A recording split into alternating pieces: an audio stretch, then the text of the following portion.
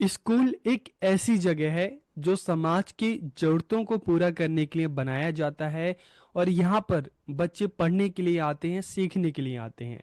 और जो करिकुलम भी बनाया जाता है, उसके जो ऑब्जेक्टिव होते हैं, उसको भी कहाँ फुलफिल किया जाता है, स्कूल के माध्यम से, टीचर के माध्यम से उन ऑब्जेक्टिव्स को प्राप्त किया जाता है। तो आज के इस वीडियो में नॉलेज एंड करिकुलम में हम बात करेंगे school as a curricular sites, जिसमें हम उसके इंफ्रास्ट्रक्चर की बात करेंगे, इसमें जो रिसोर्सेज हैं हम उसकी बात करेंगे।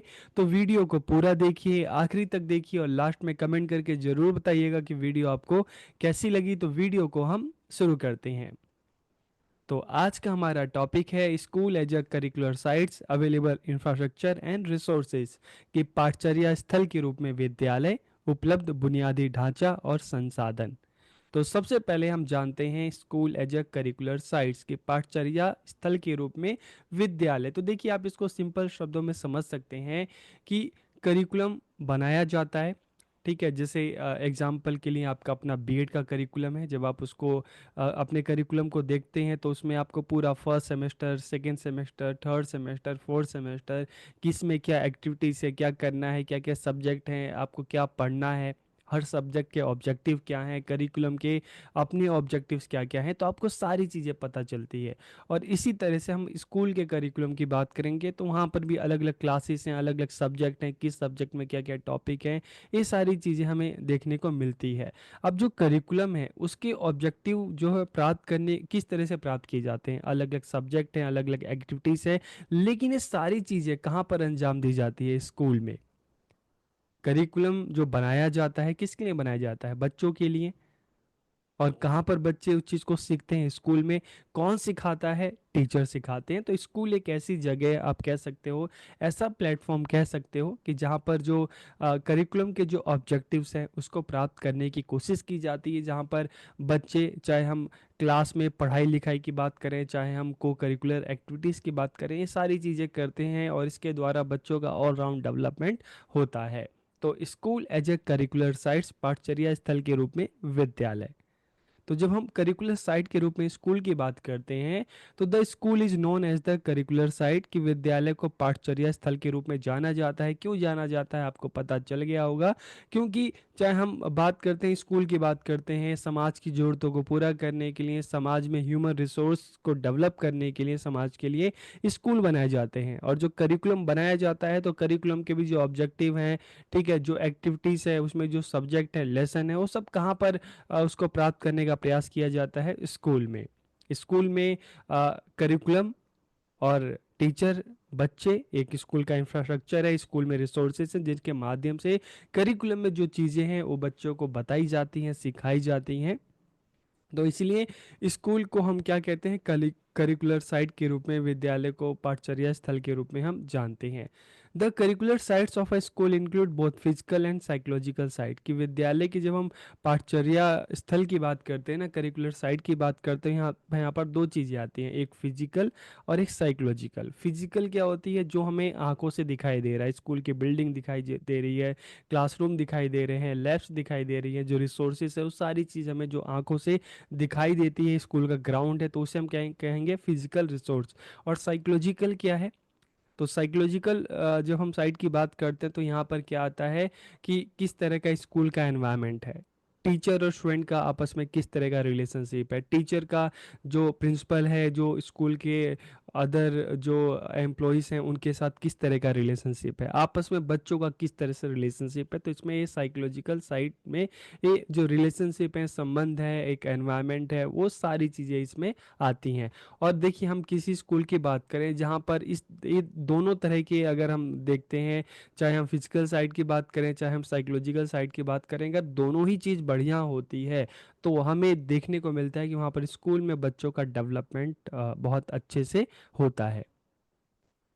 तो psychological site are related to the environment of the school, कि मनोवैज्ञानिक स्थल का संबंध किससे है? विद्यालय के वातावरण और जो बच्चों में आपस में जो रिलेशनशिप है, बच्चों का टीचर के साथ, टीचर्स का बाकी टीचर्स के साथ, एडमिनिस्ट्रेटर के साथ, तो ये सारी चीज़ें साइकोलॉजिकल साइट में आती हैं। Physical and psychological site are important in the implementation of curriculum, कि पाठचर्या के कार्यान्वयन में चाहे हम भौतिक या मनोवैज्ञानिक स्थल दोनों ही महत्वपूर्ण है, क्योंकि हम क्लासरूम की बात करें तो बच्चों को क्लासरूम में पढ़ाया जाता है, तो क्लासरूम में भी देखा जाता है ना कि क्लासरूम अच्छे हैं, साफ सुथरे हों, बैठने की सही से व्यवस्था हो, क्लास में खिड़कियाँ हों, रिसोर्सिस हों, ठीक है। बाकी टीचिंग लर्निंग से रिलेटेड है, चाहे हम टेक्निकल की बात करें, प्रोजेक्टर है, स्मार्ट बोर्ड है, इस तरह की चीज़ें होनी चाहिए। स्कूल में लैब होने चाहिए, लाइब्रेरी होनी चाहिए, ये सारी चीज़ें, ठीक है। और फिर हम बात करते हैं साइकोलॉजिकल की बात करते हैं, तो वहाँ पर अच्छा संबंध हो, अच्छा रिलेशनशिप हो, एक पॉजिटिव एनवायरनमेंट हो, ये भी चीज़ें जरूरी है। तो curricular site develop the knowledge and skill of the learners की पाठचर्या स्थल, ये दोनों चीज़ें बच्चों के ज्ञान का, उनके कौशल का विकास करती हैं। It develops various values and attitude in the learner, के शिक्षार्थियों में अलग अलग वैल्यूज, चाहे हम सोशल वैल्यू की बात करें, हम डेमोक्रेटिक वैल्यूज की बात करें, इस तरह की जो वैल्यूज हैं डेवलप करती हैं। बच्चों का जो एक दृष्टिकोण होता है, सोच होती है, उसको सकारात्मक बनाया जाता है। तो learners are able to gain a broad and balance learning experience, की शिक्षार्थियों को, जब हम एक करिकुलर साइट के रूप में स्कूल की बात करते हैं, तो लर्नर्स को, शिक्षार्थियों को व्यापक और संतुलित अधिगम अनुभव प्राप्त करने में सक्षम बनाया जाता है। देखिए, जब हम broad and balance learning experience की बात करते हैं, तो बैलेंस का मतलब है कि बच्चों को थ्योरेटिकल नॉलेज भी दी जाए, बच्चों को प्रैक्टिकल नॉलेज भी दी जाए। और जब हम ब्रॉड की बात करते हैं, तो वहाँ पर क्या है कि बच्चे अलग अलग सब्जेक्ट पढ़ते हैं, इसके अलावा को करिकुलर एक्टिविटीज़ भी होती है, तो पढ़ाई लिखाई के साथ साथ अदर एक्टिविटीज़ है, तो ब्रॉड हो जाता है। और बैलेंस है कि थ्योरी प्रैक्टिकल सब को ध्यान दिया जाता है।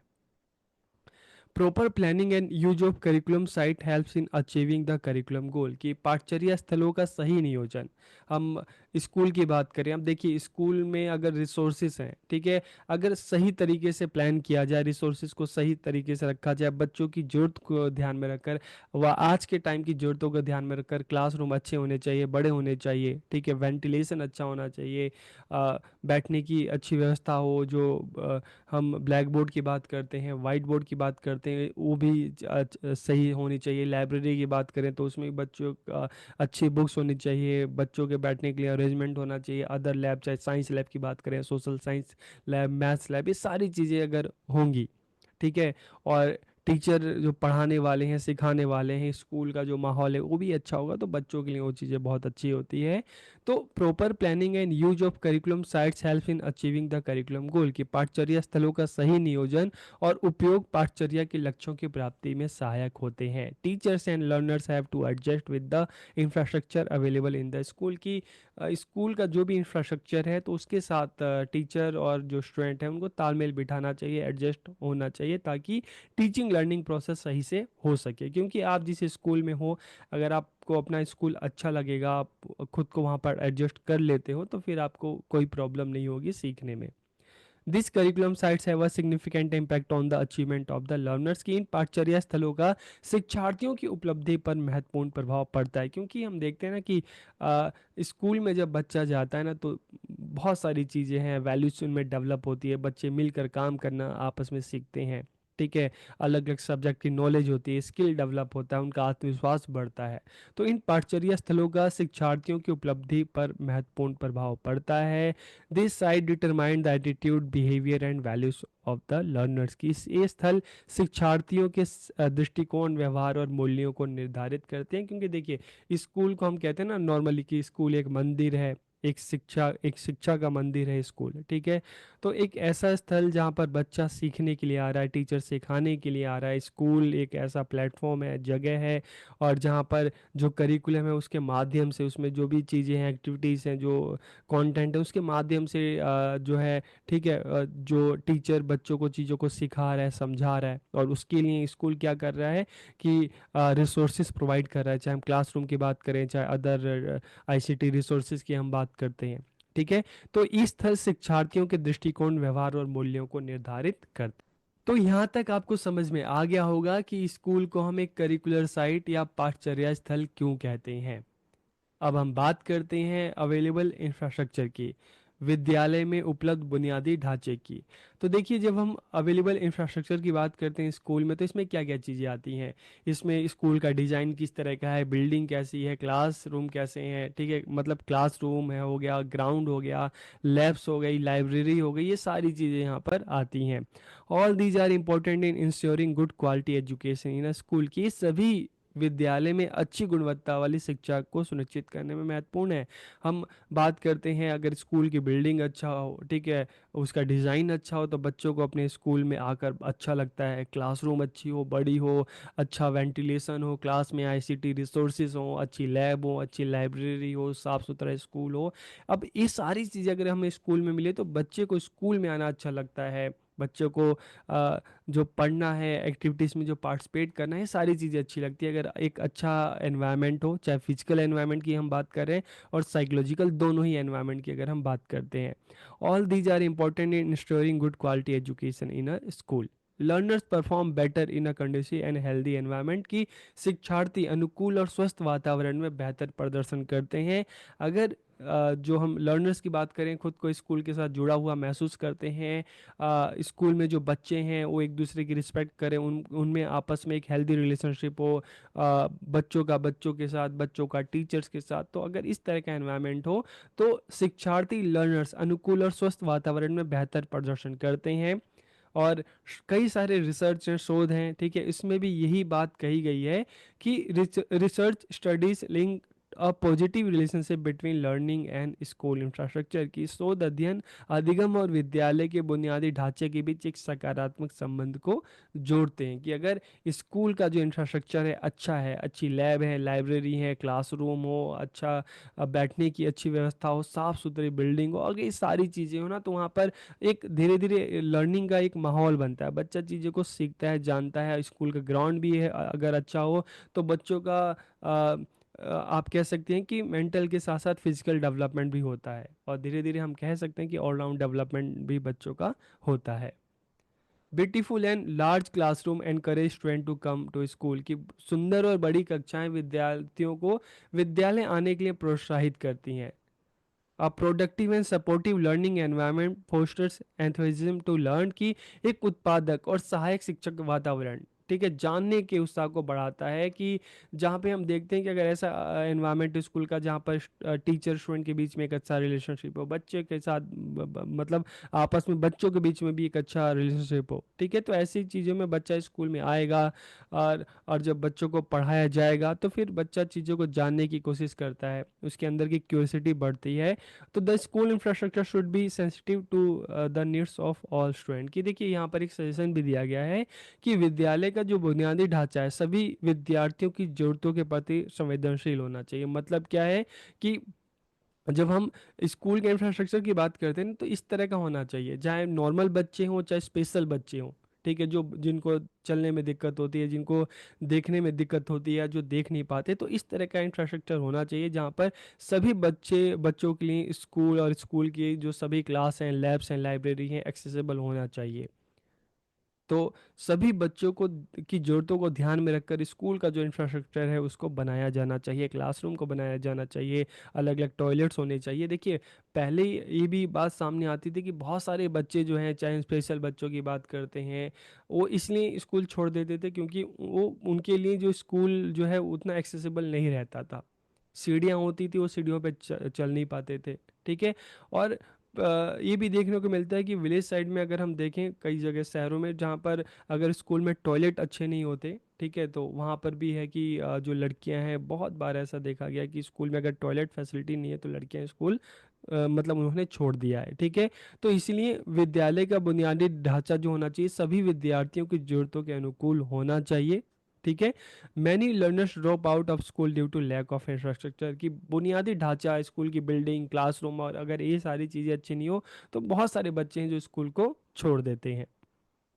अब हम अगर रिसोर्सेज की बात करें तो देखिए स्कूल में जब हम रिसोर्सेज की बात करते हैं ना, तो यहाँ पर सारे संसाधन है, यहाँ पर लाइब्रेरी है, वहाँ की बुक्स है, यहाँ पर जो स्पोर्ट्स इक्विपमेंट्स हैं, प्ले ग्राउंड, ये सारी चीज़ें यहाँ पर आ जाते हैं। तो resources available in the school help in the implementation of the curriculum, कि विद्यालय में उपलब्ध संसाधन पाठचर्या के क्रियान्वयन में सहायता करते हैं। अब देखिए हमने एक बात की कि स्कूल एक प्लेटफॉर्म है, ठीक है, एक करिकुलर साइट है जहाँ पर बच्चा आ रहा है सीखने के लिए, टीचर आ रहा है सिखाने के लिए, और करिकुलम जो है, ठीक है, करिकुलम ये बताता है कि टीचर को क्या सिखाना है, किस तरह से सिखाना है, ठीक है। अब सिखाते हुए अलग अलग रिसोर्स की जरूरत होती है। मान लो अगर करिकुलम में जो अलग अलग चैप्टर हैं, ठीक है, उनको किस तरह से टीचर समझाएगा, उसके लिए ब्लैक बोर्ड चाहिए, वाइट बोर्ड चाहिए, प्रोजेक्टर चाहिए, चार्ट पेपर चाहिए, स्मार्ट बोर्ड चाहिए, ठीक है, लैब्स चाहिए, लैब में जो अलग अलग रिसोर्सेज है वो सारी चीज़ें चाहिए। स्कूल ग्राउंड की बात करें तो ग्राउंड है, ठीक है, बच्चों को खेलने के लिए जो अलग अलग जो स्पोर्ट्स जो मटेरियल होते हैं वो चाहिए। तो विद्यालय में उपलब्ध संसाधन पाठचर्या के क्रियान्वयन में सहायता करते हैं। अच्छी सुविधाएं और संसाधन सीखने को समर्थन करते हैं, सीखने को इफेक्टिव बनाते हैं। इसमें चाहे क्लास की बात करें, लैब की बात करें, लैब के जो इक्विपमेंट्स हैं, लाइब्रेरी की बात करें, बुक्स की बात करें, प्लेग्राउंड की बात करें, जो स्पोर्ट्स मटेरियल है, उन सभी की हम बात करते हैं इसमें। द अब्सेंस और presence of this facilities affect the learning of learners, की इन सुविधाओं की अनुपस्थिति या होना या ना होना बच्चे के सीखने को बहुत प्रभावित करता है। अगर ये सारी चीज़ें स्कूल में होंगी तो बच्चे की लर्निंग उतनी अच्छी होगी, बच्चे का इंटेलेक्चुअल डेवलपमेंट भी होगा, बच्चों का फिजिकल डेवलपमेंट भी होगा, सारी ऑलराउंड डेवलपमेंट की हम बात कर सकते हैं। अगर नहीं होगा तो फिर दिक्कत ही होगी। आजकल हम देखते हैं ना बहुत सारे स्कूल, गली मोहल्ले वाले स्कूल जो होते हैं, एक बिल्डिंग में स्कूल ओपन हो जाते हैं, स्कूल में ग्राउंड नहीं होता, क्लासरूम छोटी छोटी होती हैं, रिसोर्सेज इतने नहीं होते, तो वहाँ पर फिर जो बच्चे को जितने अच्छे से सीखना चाहिए उतने अच्छे से बच्चा सीख नहीं पाता, उसका ऑलराउंड डेवलपमेंट नहीं हो पाता। All these resources help in the achieving of learners, की ये सभी संसाधन शिक्षार्थियों की उपलब्धि में सहायक होते हैं। चाहे हम साइंस लैब की बात करें, क्लास में फर्नीचर की बात करें, हम स्पोर्ट्स ग्राउंड की बात करें, हम लाइब्रेरी की बात करें, ठीक है, इन सभी का बच्चों की जो अचीवमेंट है, उनकी जो उपलब्धि है, उससे सीधा संबंध है।